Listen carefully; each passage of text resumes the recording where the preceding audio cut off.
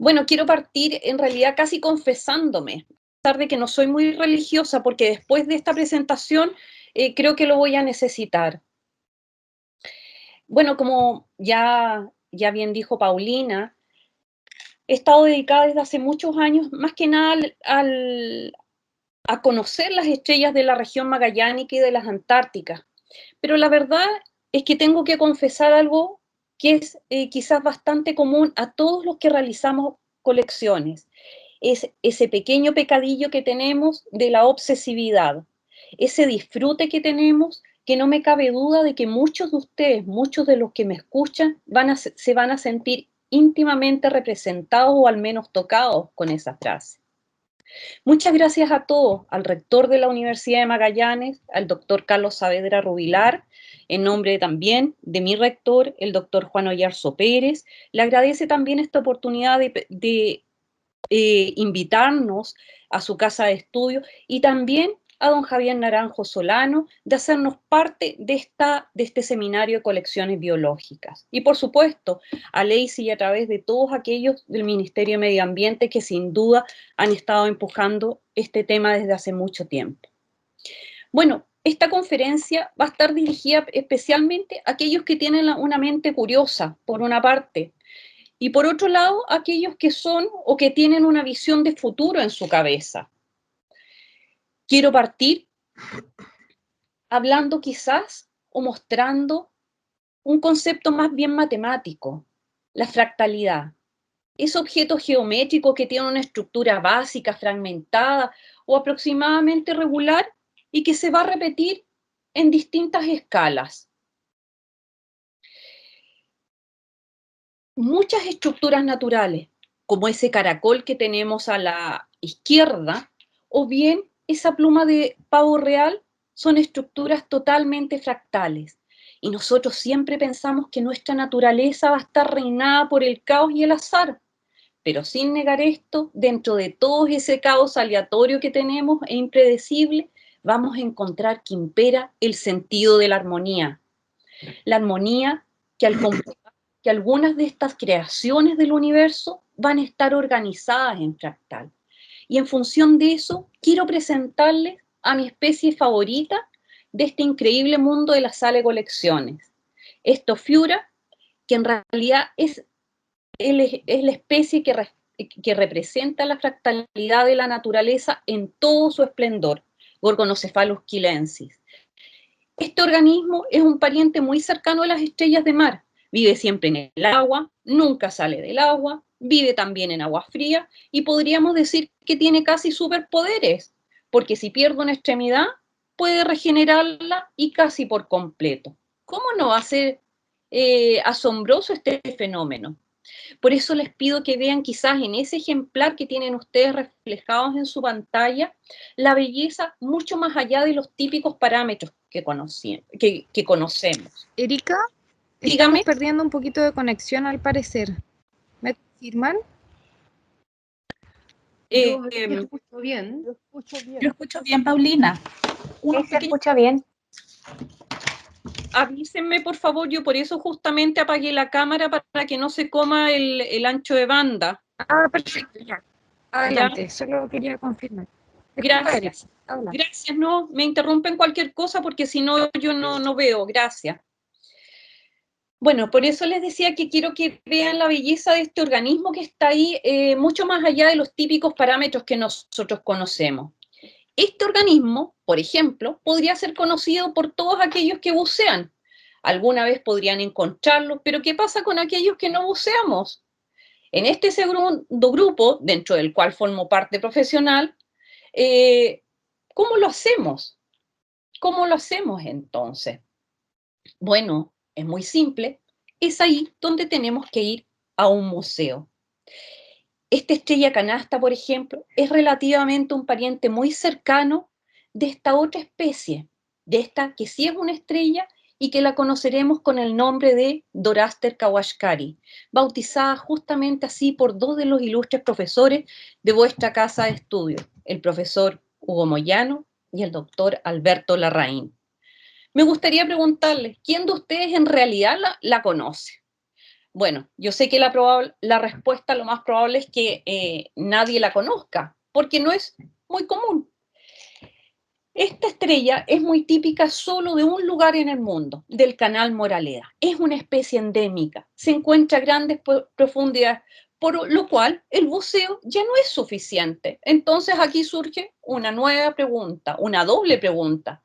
Bueno, entonces, ¿cómo la puedo conocer y de qué me sirve esta especie? Pero esa es una pregunta que vamos a resolver al final. Pero lo que sí podemos decir sin duda alguna con respecto a aquellas o a esas que es parte de una colección biológica, no es una especie comercial, por lo tanto, tampoco se ha invertido y no sabemos mucho más de ella. Ahora, si cambiamos el nombre de esta especie y le ponemos muchos otros nombres de muchas especies, ya sean marinas o terrestres, el panorama se va a replicar a lo largo de toda la costa de Chile. Si ustedes ven en este mapa, tenemos una costa, pero más que extensa, 84.000 kilómetros de costa y una cantidad de mar azul inmenso y profundo que no conocemos. Por lo tanto, mientras más nos alejamos de la costa y más ahondamos en la profundidad, menos sabemos. Pero en realidad, a veces, ¿qué es lo que pasa? Que no queremos saber muy bien si sabemos o no sabemos, porque esa es la única manera en que no nos hacemos cargo también de un problema. Hay otro problema que no podemos dejar de mencionar en este momento. Vivimos en una crisis climática como el rector ya lo mencionó, que sabemos que la extinción de especies ya llegó, pero ¿cuánto es esa tasa o cuánto está pasando? ¿Cuánto ocurre? ¿Cuántas veces? Bueno, dentro de este contexto, si supiéramos quiénes son las especies que viven en nuestro mar, nos daríamos cuenta. Muchas especies son particularmente vulnerables, como ese Doraster kawashkari, que evolutivamente está adaptado solo a un pequeño nicho, o quizás para hacerlo un poco más simple, a un solo canal, el canal Moraleda. Y recuerden que tantos como ese hay en todo el extremo sur de Chile continental. Pero volvamos nuevamente al foco de nuestra presentación. ¿Cuál es la importancia de las colecciones y por qué son críticas para la conservación de la biodiversidad? Bueno, vayamos resumiendo ya un par de cosas que dijimos. La naturaleza es caóticamente armoniosa. En la naturaleza hay especies que son muy especiales por su belleza, por sus superpoderes, como yo les decía, o bien por la importancia económica. Y además, si las cambiamos de hábitat, muchas de estas especies pasan a ser organismos vulnerables. Y más aún, si estas especies están en el extremo sur de Chile, en donde vivimos una climática mundial, pero que además los extremos del sur de Chile y Antártica van a ser mucho más vulnerables. ¿Por qué así? Bueno, porque todos los modelos que existen apuntan que, tal como se observa en esta gráfica, el efecto de la temperatura va a ser mucho mayor sobre los polos que en el Ecuador. Y por lo tanto, va a ser una zona muy sensible, la de Magallanes y la de Antártica, esa que nosotros también llamamos nuestra. Bueno, pero ¿y qué importa? Simple, deberíamos preguntarnos eso que está pasando. ¿Cómo salvamos de desaparecer de la extinción, que suena incluso hasta más dramático, a una especie que podríamos calificarla de extraña? Pero ¿cómo lo hacemos cuando ni siquiera sabemos que muchas de ellas existen, o si son extrañas o no lo son? Bien, para mí esta respuesta es fácil.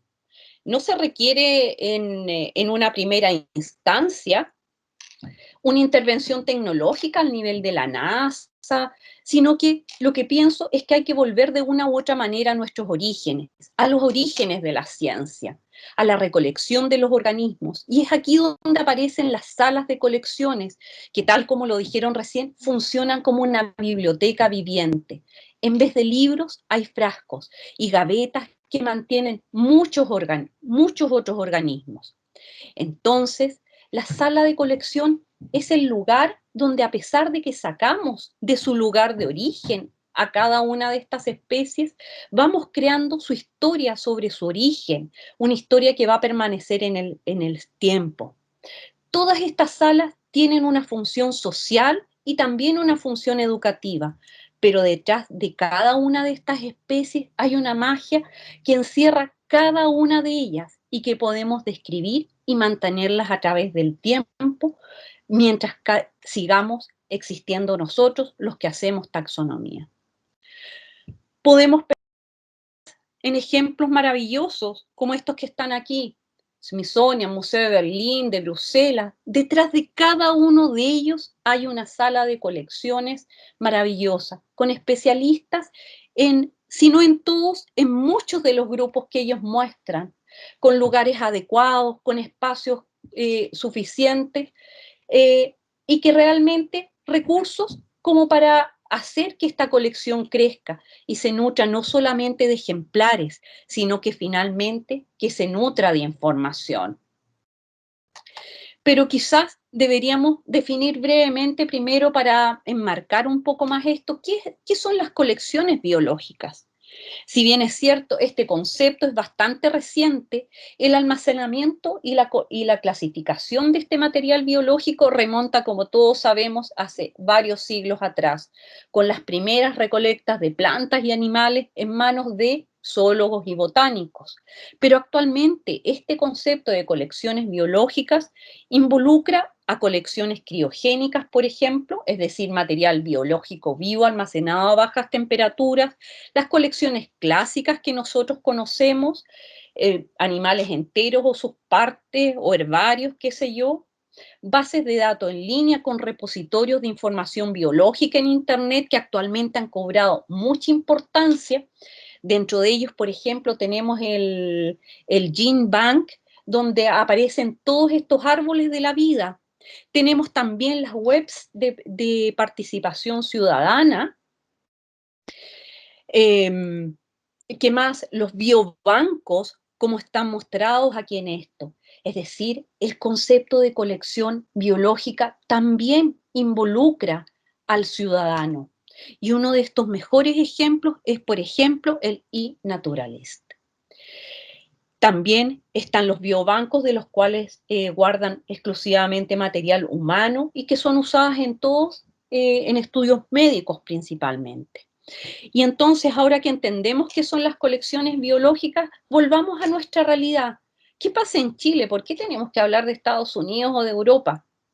Bueno, igual que como ocurre con las especies, a veces no queremos saber, no queremos ver y no queremos escuchar. Y todas nuestras colecciones, de una u otra manera, enfrentan múltiples problemáticas. Múltiples problemáticas que si no las sabemos, no tenemos que hacernos cargos, pero han sido problemáticas que todas las salas de colecciones y cada uno de los museos de Chile ha enfrentado y siguen enfrentando. Una de las principales es que el Sistema Científico Nacional no ha visualizado a las colecciones como algo relevante. Discúlpenme que se los diga, muy por el contrario, todo aquello curatorial ha sido de una u otra manera mal visto, ha sido relegado a un plano meramente técnico y muchas veces considerado casi como tareas no importantes. Las colecciones, la formación, su denominación, mantención, no son ciencia de punta. Por lo tanto, no es ciencia de punta, no existe, no importa. Y claramente nuestra política nacional actual aún, pienso yo, que no la reconoce como tal. Si pensamos en este ejemplo del Museo Nacional de Historia Natural que se encuentra en Santiago, uno de los más antiguos de América, fundado por Claudio Gay en 1830, para conocer Chile. Bueno, ¿qué ha pasado con él? Ha pasado por una serie de vicisitudes, restricciones, terremotos, cosas que no le han permitido tener el lugar que merece. Situación similar ocurre también con el Museo Nacional de Historia con el Museo, perdón, de Historia Natural de Valparaíso, que también fue creado hace bastante tiempo atrás, en el 1880 por ahí. Y así podemos seguir sumando situaciones muy parecidas, más museos y más colecciones y con muchos problemas. Difícil de olvidar lo que está a mano derecha, que fue el incendio que afectó a la Universidad Austral en 2007. Aquellas colecciones recolectadas por naturalistas como Darwin, Humboldt, Filippi, se perdieron, nunca más van a poder ser reemplazadas. Es más, aunque se reemplace el ejemplar, el tiempo ya pasó, entonces nunca va a volver. Ese es parte del reflejo de la realidad nacional. Museos y salas de colecciones en situaciones, en la mayoría de los casos, algo deprimentes. Disculpen, estimados colegas, pero todos sufrimos de una u otra manera esta realidad. Una realidad que no queremos escuchar, pero que muestra un fleco más de nuestro subdesarrollo. Por eso les decía que me iba a tener que confesar al principio. Tenemos una falta de infraestructura adecuada. De hecho, no voy a hacer mención a los edificios porque habría que prácticamente reconstruirlos todos. No tenemos muebles quizás tampoco tan adecuados donde poner nuestros frascos. Frascos que sean en realidad todos medianamente estándares, no uno de mayonesa, otro de mermelada, otro de penicilina, que va a ser usado dependiendo del tamaño del organismo. Además de eso, es una realidad que existe falta de especialistas en Chile en diversos grupos. O bien hay una múltiple especialización de muchos, como a quien nos pasa actualmente, que uno estudia para dedicarse a una especie, pero actualmente, ¿quién quiere dedicarse a determinar especies? Muy escasas son las personas porque no es de interés nacional, no hay incentivo, tanto en Chile. En este momento, en la actualidad, hay una carencia de especialistas, briozoos, hidrozoos, corales blandos, priapúlidos, bueno, muchos más, la lista sería larga. En realidad, como no se comen, ¿para qué sirven? Es decir, falta de especialistas. Y si hay muchos grupos que son de a uno. Escuálidos fondos se dedican a estas colecciones. Es imposible incrementar el personal porque hay que priorizar o comprar alcohol para que los animales no se deterioren o un técnico que llene y mantenga los frascos, entre tantas otras cosas. Los que tenemos alguna especialidad en taxonomía hemos visto y sin duda compartimos de una u otra manera esta tarea y además de realizar muchas otras tareas que no nos permiten dedicarnos 100% a esto. Todos hacemos docencia, investigación y extensión. Entonces, ¿a qué hora hacemos curatoría? Bueno, a veces también nos podemos reunir en algunas reuniones, afortunadamente, pero ninguna sala de colecciones ni ningún museo en Chile a la fecha, quizás me equivoco, tiene todo su material registrado de acuerdo a estándares internacionales que han sido, en efecto, los que nos han apoyado y han empujado hasta el momento, pero solo proyectos en ciernes, pero políticas concretas nacionales, yo creo que no tenemos. Carecemos de lenguajes comunes para intercambiar materiales. Falta de legislación, políticas nacionales que regulen cómo podría esta paupérrima situación en realidad superarse en una forma más organizada. Las colecciones son unas piezas claves para todo este sistema. Tiene importancias que más allá de lo que nosotros pensamos, son repositorios sistematizados, son fuente valiosa de material genético, son referentes perpetuos para futuros estudios científicos, conservan todos los especímenes tipo, las colecciones clásicas permiten estudiar la morfología, organismos de diferentes épocas, hábitats, incluyendo algunas especies extintas.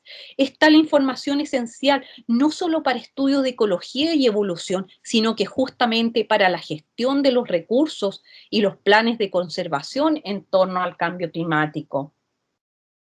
Entonces, podemos decir mucho de esto. Son una herramienta además tremendamente potente para la divulgación, pues se experimenta directamente con las muestras. Bueno, y para finalizar, quiero recordarles la pregunta que dejamos inconclusa con respecto a esa estrella que vivía en el fondo del mar. ¿Cómo la puedo conocer? ¿Para qué sirve? ¿Y si realmente sirve? Bueno, la respuesta ahora debería ser muy simple. La podemos conocer en una sala de colección o bien en un museo. Nos sirve para todo lo que recién nombramos y además debemos reconocer el derecho intrínseco que tiene esa especie y todas las especies de existir. Y esta es una de las razones por las que las colecciones nunca acaban de completarse. Siempre va a haber una pieza que falte o otra que la complemente. Por esto también, como dije en un principio, esto estará dirigido a aquellos de una mente curiosa por una parte, porque van a querer continuar con esta ardua tarea de conformar y completar nuestras colecciones, y aquellos que tienen una visión de futuro en su cabeza, porque gestionarán tanto políticas de futuro, normas, ver cómo poder divulgar sobre la importancia que tienen estas colecciones biológicas y el rol crítico en la conservación de esta biodiversidad. Pero también van a llamar a la comunidad a involucrarse. En resumen, la importancia de la conservación es un rol de todos, del Estado, de las instituciones, de los especialistas y también de la ciudadanía. Muchas gracias.